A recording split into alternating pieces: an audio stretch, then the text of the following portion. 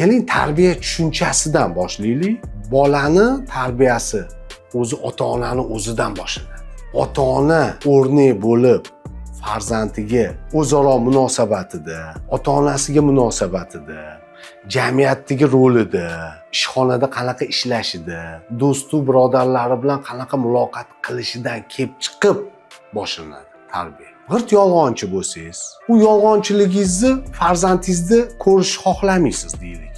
Tarbiya sifatida farzandingizni "O yolg'on gapirma, o'g'irlama, yolg'onchi bo'lma" deymiz-yu, lekin o'zimiz bilmagan holda oila davrasida, jamiyat davrasida ko'p yolg'on ishlatamiz. Natijada bola shuni ko'rib o'sadi, eshitib o'sadi. Ming siz zo'r uni tarbiyalang, ming siz unga qattiq qo'l bo'ling, yolg'on etmagin deb jazolavering, lekin o'zingiz yolg'onchisiz-ku.